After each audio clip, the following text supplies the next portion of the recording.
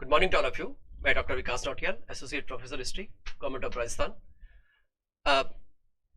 इतिहास दर्शन और हिस्टोग्राफी के लेक्चर श्रृंखला में जो आज हम बात करने जा रहे हैं वो है the end of history. The end of history एक ऐसा टॉपिक है जो पिछले तीन दशकों से मानविकी और सोशल साइंस के क्षेत्र में बहुत ही ये कहें कि चर्चित रहा है। और इस एंड ऑफ हिस्ट्री का मतलब सभी डिसिप्लिन्स ने इसको डिफाइन किया है, इसको समझने का प्रयास किया है। इसलिए हम इस विषय पर बात करते हैं। जब हम पिछले लेक्चर में बात कर रहे थे तो हमने वहां पर पोस्ट मॉडर्न चैलेंजेस की बात की थी, पोस्ट मॉडर्निटी की बात की थी। इस पोस्ट मॉडर्निटी ने कई तरह के चैलेंजेस भी हमारे सामने रखे और उसको हमको इतिहास के अंतर्गत इसका जवाब देना था। और सदैव ये मानव का इतिहास एक निरंतर बहती हुई प्रक्रिया है, क्योंकि हम इतिहास को एक प्रक्रिया मानते हैं। तो यहां हम इस बिंदु पर आने से पहले एक बात शब्द को देखें कि सबसे पहले तो हम इसी बिंदु को देख लें। देखिए, इसमें हमको तीन चीजें डिस्कस करनी है विशेष रूप से कि ये एंड क्या चीज है, ये एंड क्या चीज है और ये हिस्ट्री को कैसे डिफाइन करता है या हिस्ट्री को कैसे इंटरप्रेट करता है। तो यहां हम इस बिंदु को समझने के लिए इस बात पर आते हैं कि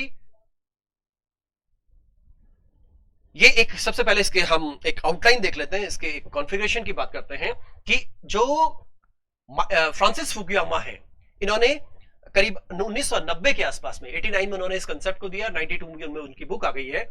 उन्होंने इस कंसेप्ट को दिया और ये उनका एक जो आर्ग्यूमेंट है, उनका जो आर्ग्यूमेंट है एंड ऑफ हिस्ट्री, किसको वो एंड ऑफ हिस्ट्री कह रहे हैं।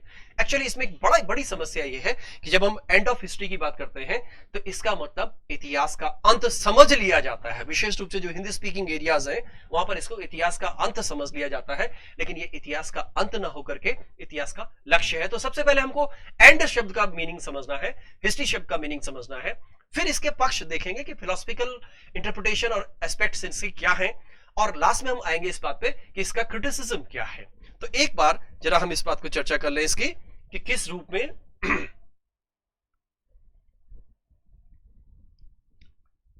एंड ऑफ हिस्ट्री का मतलब क्या है। तो सबसे पहले तो इस बिंदु को लें कि एंड ऑफ हिस्ट्री क्या चीज हो सकती है। एंड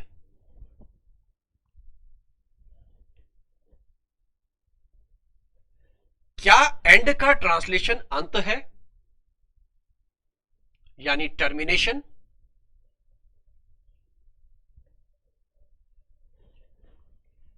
यानी प्रश्न सीधा खड़ा होगा हमारे सामने इतिहास लेखन और इतिहास के संदर्भ में, क्या इतिहास का अंत कभी हो भी सकता है? जब तक इंसान है तब तक क्या उसके इतिहास का अंत हो सकता है? क्या 1990 के बाद इतिहास नहीं आया? क्या अमेरिका में ही गे मूवमेंट नहीं हुए? क्या अमेरिका का जो है कुवैत वॉर वाला कंसेप्ट है या कुवैत वॉर का पूरा एक ऐतिहासिक चैप्टर है, वो चैप्टर नहीं हुआ? लेकिन अंत का मतलब, या क्या ये यहां पर प्रश्नवाचक चिन्ह इसीलिए लगाया है, क्या अंत का मतलब एंड है क्या? दूसरी बात आती है, क्या इसका मतलब, ये टर्मिनेशन शब्द लिखा हुआ है, क्या इसका मतलब कोई एम है क्या, लक्ष्य? क्या इसका कोई लक्ष्य है क्या, या इसकी कोई और इंटरप्रिटेशन है? फुकुयामा, क्योंकि जो फ्रांसिस फुकुयामा है, मैं थोड़ा पहले उनके बारे में आपको इंटरप्रिटेशन दे दूं। मूल रूप से फ्रांसिस फुकुयामा जो है वो एक मीडियोकर लेवल के इंटेलेक्चुअल थे, लेकिन कोल्ड वॉर के दौरान जब एंड ऑफ कोल्ड वॉर आया और 89-90 के बीच में उन्होंने एक बड़ा फेमस आर्टिकल लिखा जिसको एंड ऑफ हिस्ट्री के नाम पे, नेशनल इंटरेस्ट नाम के एक जर्नल था, उसमें उन्होंने उसको प्रकाशित किया, जिसके भी चर्चा करेंगे। और ये क्वेश्चन पूछा जा सकता है कि कहां उन्होंने ये थ्योरी सबसे पहले दी, तो आंसर होगा नेशनल इंटरेस्ट। 89-90 के आसपास की ये बात है। उसके बाद हम बात करते हैं कि जब अंत नहीं हो सकता तो क्या कोई लक्ष्य है? 30 साल हो चुके हैं तब से लेकर, यानी 1990 से लेकर के, और आज हम 2021 में आ गए, यानी लगभग 30 साल से अधिक हो गए हैं। अभी पिछले साल तक 2020 तक फुकुयामा लगातार इस बात को कह रहे हैं कि उनका एंड ऑफ हिस्ट्री का मतलब टर्मिनेशन ऑफ हिस्ट्री नहीं है। देखिए, हर कंसेप्ट को पढ़ने के अलग अलग तरीके होते हैं। पॉलिटिकल थॉट में, पॉलिटिकल साइंस में जब हम इसको पढ़ते हैं तो थोड़ा हमारा दृष्टिकोण भिन्न होता है। जब हम हिस्ट्री में आते हैं तो इसको हिस्ट्री के दृष्टिकोण से हमको समझना पड़ेगा। तो क्या ये अंत टर्मिनेशन है? नहीं, ये टर्मिनेशन नहीं हो सकता, क्योंकि इतिहास का कभी अंत नहीं हो सकता। इतिहास एक प्रक्रिया है। देखिए, अब जरा यहां पे ये भी समझना पड़ेगा, हिस्ट्री, हिस्ट्री क्या चीज है। यहां पर आप EH कार के अनुसार भी समझते हैं कि भाई ये एक संवाद होता है, ये हिस्टोरियन और फैक्ट्स के बीच में इंटरेक्शन होता है, ये एक अलग बिंदु है। लेकिन इतिहास एक प्रक्रिया का नाम है, एक प्रोसेस है। तो अगर कोई चीज प्रोसेस में है तो क्या इस प्रोसेस का कोई लक्ष्य है? क्या इस प्रोसेस का कोई लक्ष्य है? तो जब हम उससे पीछे की बात करते हैं, हम फुकुयामा को जो बात कर रहे हैं, जिन्होंने एंड ऑफ हिस्ट्री की बात की या इतिहास के लक्ष्य की बात की, अब मैं संशोधित कर रहा हूं कि फुकुयामा ने पिछले 30 साल में जो बात कही है उसमें उनकी बातों से यह निष्कर्ष निकल रहा है कि वो उनका एंड ऑफ हिस्ट्री का मतलब इतिहास के लक्ष्य से है।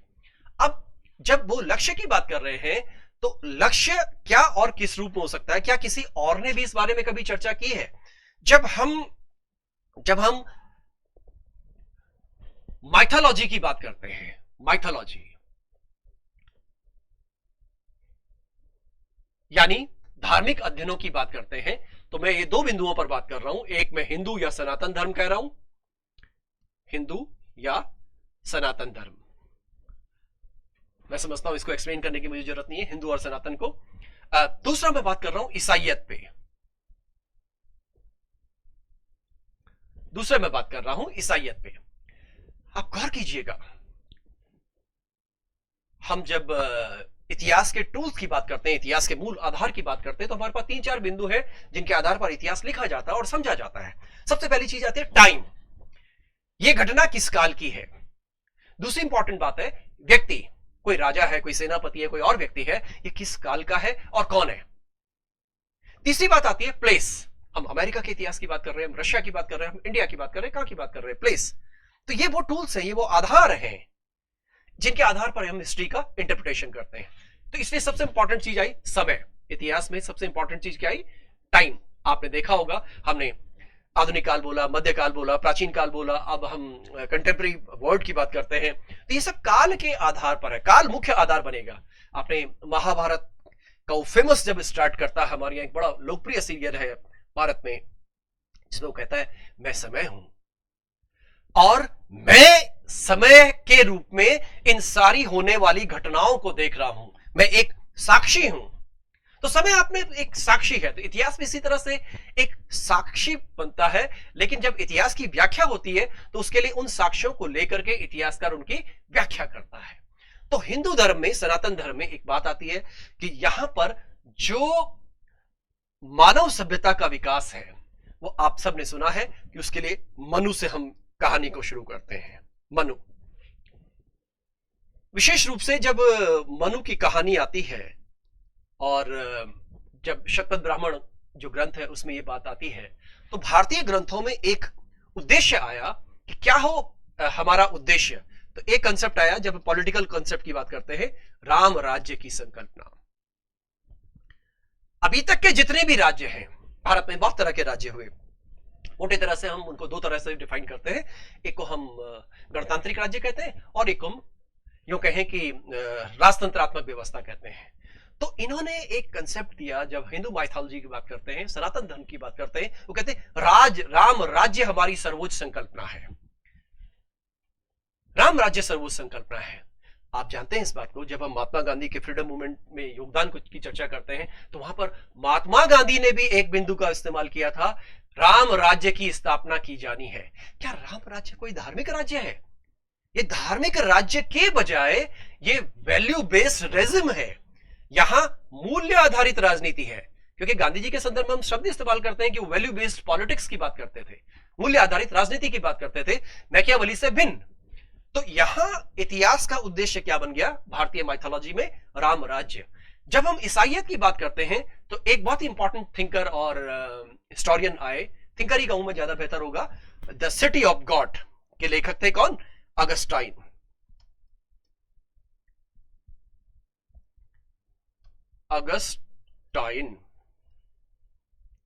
अगस्टाइन ने जो इतिहास का उद्देश्य बताया है वो किंगडम ऑफ गॉड बताया है, किंगडम ऑफ गॉड। ये किंगडम ऑफ गॉड जो कि उन्होंने डिफाइन किया है, यहां पे मतलब ये ईश्वरीय राज्य की बात करते हैं, तो इतिहास का उद्देश्य यहां पर ईश्वरीय राज्य के रूप में है। यहां इतिहास का उद्देश्य राम राज्य के रूप में है। तो क्या हम देखते हैं यहां पे क्लियर धार्मिक कंसेप्ट आ रहा है, ये धार्मिक से मिलता जुलता आ रहा है, माइथोलॉजिकल आ रहा है, लेकिन साथ में ये दोनों के दोनों राज्य, ये दोनों उद्देश्य जो है ये अपने आप में वैल्यू बेस्ड रेजिम या वैल्यू बेस्ड पॉलिटिकल सिस्टम की बात कर रहे हैं। तो ऐसा नहीं है कि जो एंड ऑफ हिस्ट्री है यानी इतिहास का लक्ष्य है, मैं बार बार वही शब्द डिफाइन कर रहा हूं, एंड ऑफ हिस्ट्री का मतलब इतिहास का अंत नहीं, एंड ऑफ हिस्ट्री का मतलब इतिहास का लक्ष्य। अभी 2020 में कोरोना से ठीक पहले उन्होंने 3-4 बार इस बात को डिफाइन किया है कि मेरा मतलब it's not a termination of history, इतिहास का अंत यानी एंड ऑफ हिस्ट्री का मतलब नॉट टर्मिनेशन ऑफ हिस्ट्री, क्योंकि इसके बाद इतिहास तो सदैव लिखा जाता रहेगा। इसका मेरा उद्देश्य यह है कि इट्स एम ऑफ हिस्ट्री। तो इस रूप में वो करते हैं, और ये कंसेप्ट, ये आइडियोलॉजी हम अपने यहां माइथोलॉजी में भी देखते हैं, चाहे हम सनातन धर्म की बात करें, हिंदू धर्म की बात करें, चाहे हम ईसाइयत की बात करें, तो दोनों जगह पर हमें ये लक्ष्य दिखाई देते हैं। अब जब हम और लोगों को लेते हैं, आपको ध्यान होगा जब एक बहुत ही महत्वपूर्ण थिंकर की बात करते हैं, एक का नाम आता है हीगल और एक नाम आता है मार्क्स। आपने सबने नाम सुना है कि हीगल के सिद्धांतों के आधार पर ही मार्क्स ने द्वंदात्मक भौतिकवाद का सिद्धांत प्रतिपादित किया। और हीगल ने जो इतिहास का लक्ष्य बताया, आपको अगर ध्यान हो तो नेपोलियन को इतिहासकार ग्रांट एंड टेम्पले की जब बात करते हैं तो उन्होंने बोला कि नेपोलियन फ्रांस की क्रांति का पुत्र था।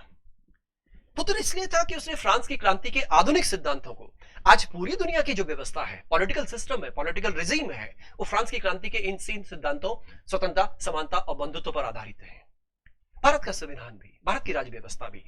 तो हीगल ने बोला कि फ्रांस की क्रांति के सिद्धांतों को क्योंकि नेपोलियन ने यूरोप में पहुंचाया है, तो 1807 ही कर दीजिए आप, तो शुरू में ही नेपोलियन युग तक इतिहास का अंत हो गया, क्योंकि इतिहास ने अपना लक्ष्य पूरा कर लिया। एंड ऑफ हिस्ट्री का मतलब हम सबसे पहले स्वतंत्रता, समानता, बंधुत्व की बात करते हैं, तो हीगल ने इसको इस रूप में एक्सप्लेन किया।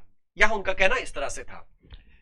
हीगल के बाद हम जब मार्क्स को देखते हैं तो हम जानते हैं कि मार्क्स ने इतिहास के संदर्भ में चरणों की बात की, और 5 से 6 चरणों की बात हीगल मार्क्स करते हैं, और उसमें वो कहते हैं कि जो इतिहास का लक्ष्य है, इतिहास का लक्ष्य है, क्योंकि इतिहास शुरू हुआ आदिम समाज से, प्रिमिटिव कम्युनिज्म से इतिहास शुरू हुआ, उसके बाद उदासता की युग की बात करते हैं, उसके बाद वो पूंजीवादी युग की बात करते हैं, उसके बाद वो समाजवादी और फिर साम्यवादी युग की बात करते हैं, और अंतिम रूप से बात करते हैं कि उनका इतिहास का उनका लक्ष्य क्या है, एक राज्य विहीन समाज, state less society, class less society, ये बात करते हैं कौन, मार्क्स।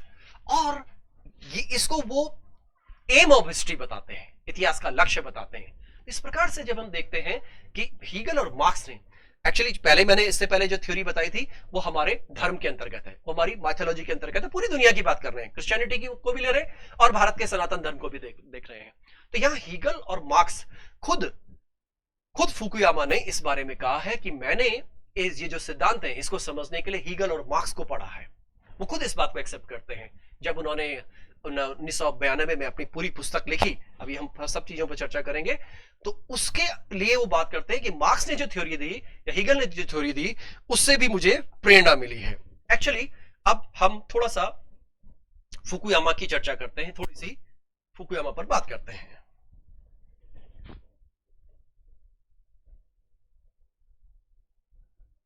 फुकुयामा, फ्रांसिस फुकुयामा, ये बेसिकली एक अमेरिकन है, ये अमेरिकन है और मूल रूप से जापानीज इनके फोर फादर्स हुआ करते थे। इनके ग्रैंडफादर जब 19वीं शताब्दी का अंतिम दशक चल रहा था और 20वीं शताब्दी का प्रारंभिक दशक था, तो जब वॉर चल रहा था, तो उस दौरान इनके दादा यहां पर आकर बस गए थे अमेरिका में सेटल हुए। उसके बाद इनके फुकुयामा के जो पिता हैं, वो पिता तो प्योरली अमेरिकन हो गए, फिर नेक्स्ट जनरेशन थी, तीसरी जनरेशन है ये अमेरिका में उन जापानीज की। तो इन्होंने जो थ्योरी दी है एंड ऑफ हिस्ट्री, उस एंड ऑफ हिस्ट्री का संबंध, अब थोड़ा सा मुझे पॉलिटिकल इवेंट्स की तरफ जाना पड़ेगा, एंड ऑफ हिस्ट्री का संबंध कोल्ड वॉर से है। वन बाय वन देखते हैं। एंड ऑफ कोल्ड वॉर, क्योंकि थ्योरी उन्होंने दी है ये 1989 से लेकर 92 के बीच में। ये वही काल है जब साम्यवाद का विघटन हो रहा था, पूर्वी यूरोप का पतन हो रहा था, रूस ने पूर्वी यूरोप से अपनी सेनाएं और अपना विड्रॉल का प्रोसेस शुरू कर दिया था। गोर्बाचेव अपनी नई थ्योरीज लेकर आए थे, पेरिस्टोइका और अन्य तरह के सिद्धांत लेकर आए थे, जो कि उन्होंने लागू की नीतियां, और उसके बाद यूएसएसआर के विखंडन की प्रक्रिया शुरू हो गई। यानी अब वो रिजिम समाप्त हो गई जो कि सबसे ज्यादा चैलेंजेबल रिजिम थी, चैलेंजेबल राज व्यवस्था थी, यानी साम्यवादी राज व्यवस्था। एक्चुअली ये राज व्यवस्था के संदर्भ में बात कर रहे हैं, तो इन्होंने ये बोला है कि इतिहास का उद्देश्य लिबरल डेमोक्रेसी है, उदार लोकतंत्र है। लिबरल डेमोक्रेसी को ये लक्ष्य बताते हैं, ये पूंजीवादी व्यवस्था को लक्ष्य बताते हैं। पूंजीवादी व्यवस्था, बाजार व्यवस्था, इसको ये लक्ष्य बता रहे हैं। इतिहास का लक्ष्य क्या हो, एंड ऑफ हिस्ट्री यानी एम ऑफ हिस्ट्री क्या हो, उदार लोक, दुनिया में सब जगह पर उदार लोकतंत्र की स्थापना हो। इनका कहना यह है कि अब तक की सभी राज व्यवस्थाओं में, पूरी, हम चाहे ग्रीक रोमन से ले लें, चाहे हम आज की व्यवस्थाओं को ले लें, सबसे ज्यादा जो सक्सेसफुल, एक मानव के लिए सक्सेसफुल जो राज व्यवस्था है वो लिबरल डेमोक्रेसी है, जो कि अमेरिका की है। इसी कारण से 89 में जब इनका नेशनल इंटरेस्ट में इनका एक लेख छपा एंड ऑफ हिस्ट्री पर, तो ये रातों रात छा गए। और इन्होंने उन बाकी जो 3 साल थे, 92 तक आते आते 3 सालों में उन्होंने जो टेक्स्ट लिखा, वो टेक्स्ट इनका अपने आप में एक रिवॉल्यूशनरी टेक्स्ट हो गया। तो इन्होंने अमेरिका के उदार लोकतंत्र को, लिबरल डेमोक्रेसी को बेस्ट सिस्टम बताया है। ये इनका इतिहास का लक्ष्य है। पूंजीवादी व्यवस्था को बेस्ट बताया है, साम्यवादी व्यवस्था को इन्होंने खारिज कर दिया, बाजारी अर्थव्यवस्था को इन्होंने महत्व दिया है। तो ये इनके 3 लक्ष्य हैं। इसलिए इनका लक्ष्य इतिहास का, aim of history is this. इसलिए वो कहते हैं कि दुनिया के सभी देशों में उदार लोकतंत्र हो और सभी देश अब उदार लोकतंत्र की ओर अग्रसर हो रहे हैं। अब जब ये उदार लोकतंत्र की बात आई, हम जानते हैं इस बात को कि जब वर्ल्ड वॉर का पिक्चर चल रहा था, उस समय कई तरह के रेजिम हुआ करती थी। एक को टोटलिटेरियन रेजिम कहते हैं, नाजीवादी व्यवस्था थी, फांसीवादी व्यवस्था थी। जब हम देशों का नाम लेते हैं, जापान, हिटलर यानी जर्मनी, इटली, स्पेन, यहां पर टोटलिटेरियन स्टेट सिस्टम था, नाजीवाद, फांसीवाद था, और यह सिस्टम पूरी तरह से फेल हो गया वर्ल्ड वॉर के दौरान। इसलिए वहां पर डेमोक्रेसी, लोकतंत्र की स्थापना की जो प्रक्रिया है, उसका जो विस्तार है, वो सेकेंड वर्ल्ड वॉर के बाद प्रारंभ होता है। जब हम प्रोसेस ऑफ डीकोलोनाइजेशन की बात करते हैं, तो उसमें इस उदार लोकतंत्र के स्थापित होने की प्रक्रिया हो गई। लेकिन इस बीच में क्योंकि साम्यवाद भी सामने आ गया, साम्यवाद वर्सेस लोकतंत्र, उदार लोकतंत्र, इसलिए जब ये कोल्ड वॉर समाप्ति की प्रक्रिया पर आया 89 में, जब इन दोनों के बीच में गोर्बाचेव और जो अमेरिकन प्रेसिडेंट थे, उनके बीच में जब ये प्रक्रिया शुरू हुई, रोनाल्ड रीगन और गोर्बाचेव के बीच में, तो ये लगा अब साम्यवाद समाप्त हो जाएगा और साम्यवाद की समाप्ति की प्रक्रिया हो गई। लेकिन सवाल ये पैदा होता है कि क्या उदार लोकतंत्र में सब कुछ बहुत अच्छा है? क्या यहां पर कमियां नहीं है?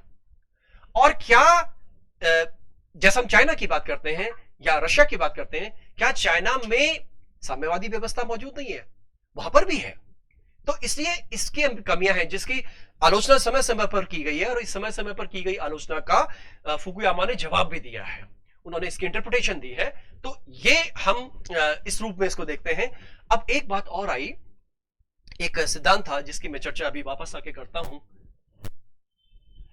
कि जब ये विचारधारा बनने लगी तो हम ये देखिएगा, फर्स्ट ऑफ ऑल ये फ्रांसिस फुकुयामा है और ये कह रहे हैं this is end of cold war but the end of history as such, that is end point of men's ideological evolution. ये बेस्ट है, इसलिए वो इस व्यवस्था को बेस्ट मान रहे हैं, पूरी की पूरी व्यवस्था को। और ये क्वेश्चन आपके पास पूछा जाएगा फ्रांसिस फुकुयामा का कि द एंड ऑफ हिस्ट्री, ये जो आर्टिकल था वो किस जर्नल में आया था? तो द नेशनल इंटरेस्ट है और समर का अंक था 1989 का है। उसके बाद 1992 में इन्होंने एक बड़ी फेमस किताब लिखी, इस किताब को खूब पूछा जाएगा, the end of history and the last man. ये फ्रांसिस फुकुयामा की मेजर किताब है, बुक्स उन्होंने बहुत सी लिखी हैं, लेकिन जिस कारण से वो सबसे ज्यादा लोकप्रिय हुए, एक अभी जो पिछले 2 साल पहले आई है आइडेंटिटी, उसमें उन्होंने जवाब दिए हैं जो उनके जितनी तरह से उनकी आलोचनाएं हो रही थी। तो ये उनके आर्ग्यूमेंट्स हैं, मैंने आपको आर्ग्यूमेंट्स की पूरी चर्चा कर ली कि 89 से लेकर के और अभी 2020 तक उन्होंने जो अपनी बातें की हैं, जो उन्होंने बोला है कि एंड ऑफ हिस्ट्री का मेरा मतलब टर्मिनेशन ऑफ हिस्ट्री से नहीं है, बल्कि इसका मेरा मतलब एम ऑफ हिस्ट्री से है। और एम क्या है? उदार लोकतंत्र की स्थापना करना, पूंजीवादी व्यवस्था की स्थापना करना, बाजारी व्यवस्था की स्थापना करना, जिसके लिए सभी दुनिया के देश आज काम कर रहे हैं। और ये सभी दुनिया के लोगों के लिए एक आदर्श मॉडल है। वो अमेरिकन मॉडल को बेस्ट बताते हैं, हालांकि हम सब जानते हैं कि अमेरिकन मॉडल में अनेक कमियां भी हैं।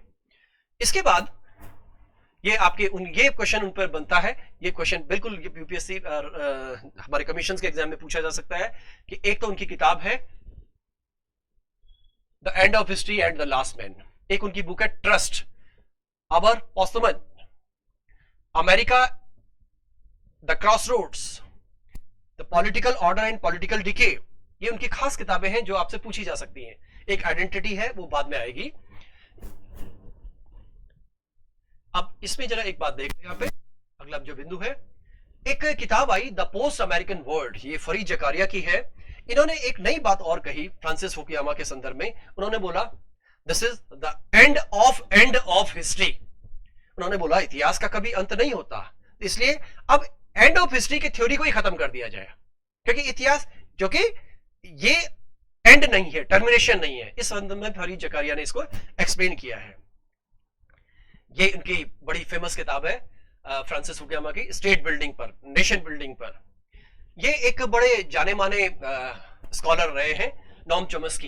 इन्होंने बोला कि the end of history has been proclaimed many times always falsely.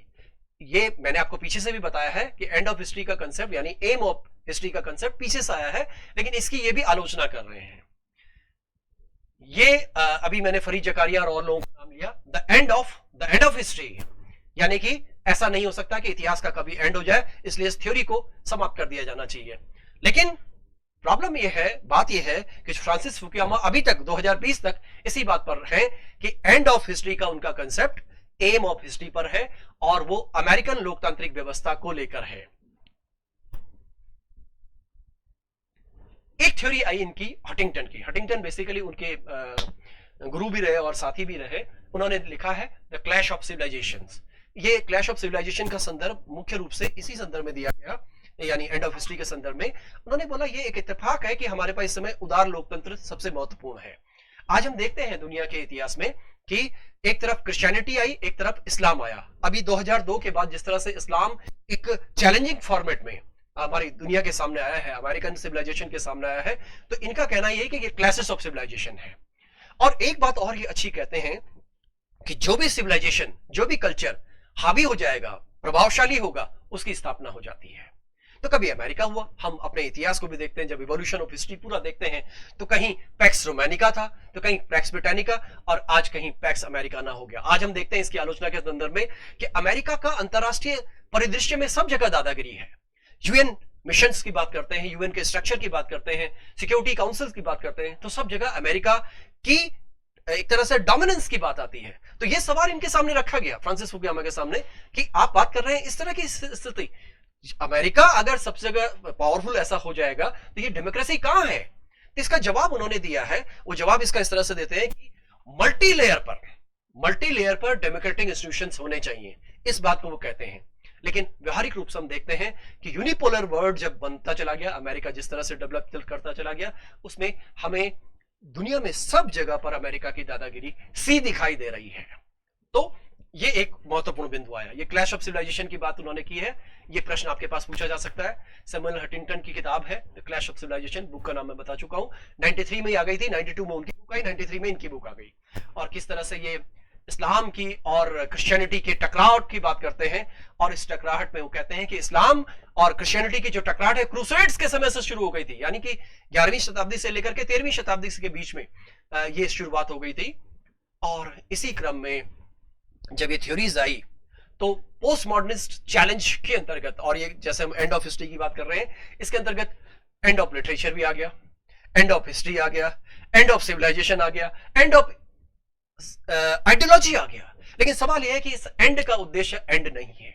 यहां विद्यार्थियों को बात स्पष्ट रूप से समझनी पड़ेगी कि इस एंड का ट्रांसलेशन टर्मिनेशन नहीं है, अंत नहीं है, इसका ट्रांसलेशन एम के रूप में है। ट्रांसलेशन न कहकर के मैं भाव कहूं तो ज्यादा बेहतर होगा, तो इसका भाव एक एम के रूप में है। इस प्रकार से हमारे सामने ये आप देख सकते हैं कि इतनी तरह की किताबें, इतने तरह के डिसिप्लिन से सब जगह एंड की बात चल रही है, और एंड ना होकर के ये एम है। तो एंड ऑफ हिस्ट्री, क्योंकि ये बहुत शॉर्ट वीडियो में हमको इस बात को एक्सप्लेन करना था, इसलिए हम अपनी बात को यहीं पे समाप्त करते हैं। इससे रिलेटेड क्वेश्चंस आप इसमें एक बार दो बार इसको देख करके प्राप्त कर सकते हैं। Thank you.